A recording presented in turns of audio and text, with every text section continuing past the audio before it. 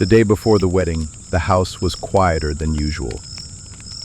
The air felt heavy, not just from the dust or the heat, but from something else, something only women can feel before a storm. That evening, Elizabeth called Malaika into her room, not to plan, not to prepare, but to talk. It was the kind of conversation only a mother has with her daughter before she crosses into another world. One she may never return from the same. She told her to stay prayerful, to stay respectful, to stay strong, even when silence seemed safer.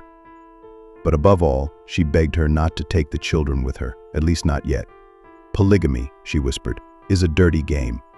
You don't send children into battle before you've seen the enemy. Malaika listened, nodded, and held her mother tight, longer than usual. She said goodnight, but neither of them slept.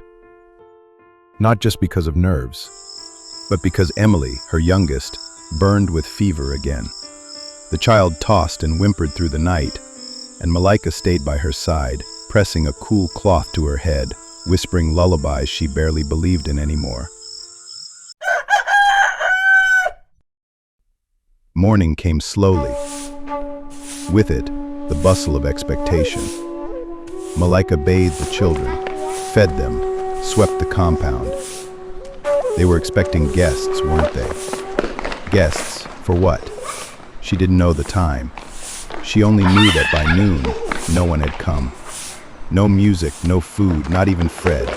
She sat in silence, her hands resting on her knees. Was this her chance? Should she run? But what of her mother? Her children? How would they survive if she disappeared? And what would Zechariah do to them when he found out? She shook the thoughts away and turned to Emily, who was now curled in her lap again, weaker than before. Elizabeth had left early that morning and hadn't returned. No one knew where she'd gone. Then, just before the sun began to drop, Fred appeared. He was sweating, his shirt unbuttoned, urgency written across his face. "Come with me," he said. Malaika hesitated. "Emily isn't well," she said. Fred didn't care. He told her to leave the child with the neighbor. "It's just for a short while," he barked. And before she could think clearly, she had handed Emily off with a kiss, wiped her face, and followed Fred down the road. No change of clothes, no makeup, not even the chance to tell the other children where she was going. They walked until they reached the next village. It had been 7 years since she last saw Pa Njako, her father's only surviving brother. That was at her father's funeral. Now, Pa Njako's compound looked festive. Tables were set, drinks flowed, and there, sitting under the shade with 2 of his friends, was Zechariah. He smiled when he saw her. She didn't smile back. Then came the food, then came the introductions, then the realization this was her wedding. No veil, no makeup, no family blessing, not even her mother present. Zechariah made a speech. Pa Njako made a speech. Fred made a speech. Zechariah's men laughed. It was as though 2 families were merging into joy. But on the far end of the room sat Malaika, silent, still, and surrounded by noise that wasn't hers. When the glasses clinked and cola was eaten, she was pulled gently but firmly by the arm. Zechariah led her to his car. She asked, "Can I go home first, just to get a few things, to see the children?" But he shook his head.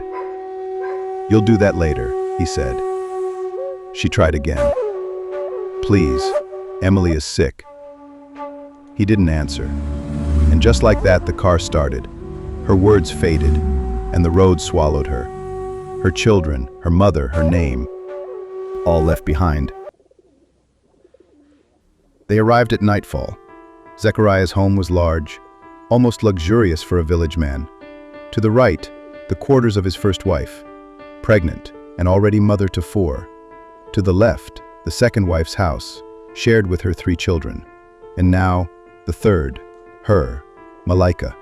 No songs, no dance, no light in her eyes, only a key turned in a door that no longer needed her permission.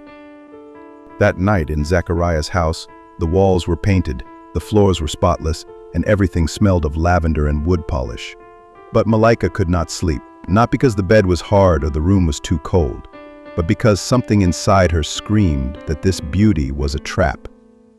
Zechariah had tried to be kind, tried to play the doting husband, but the more he tried, the heavier the air felt, like a snake smoothing its scales before a strike, and her mind wasn't in that room anyway.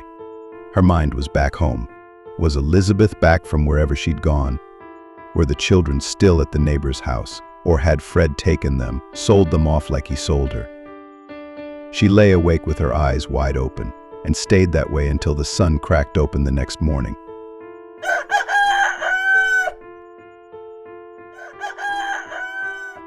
The sunlight poured in like hope, but not much change.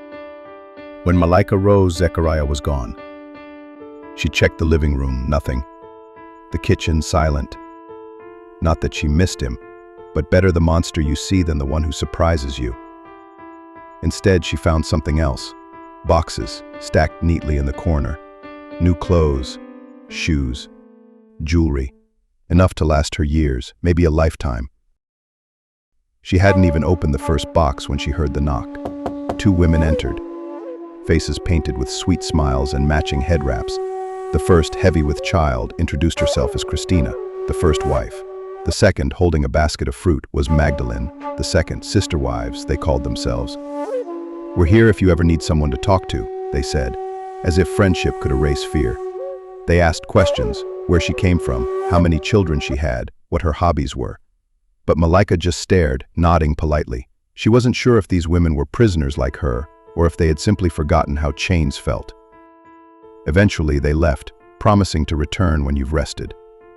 Moments later, Zechariah returned, but this time he wore no fake charm, no sweet words, no soft eyes.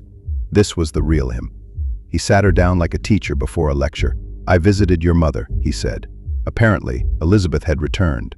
Emily had been given medicine, food had been delivered. He claimed to care, and for a moment, Malaika wanted to believe it. "Anything you want, you can have," he said, "as long as you follow the rules." Rule 1. No leaving the compound without permission and itinerary. Fine. Controlling but not unexpected. Rule 2.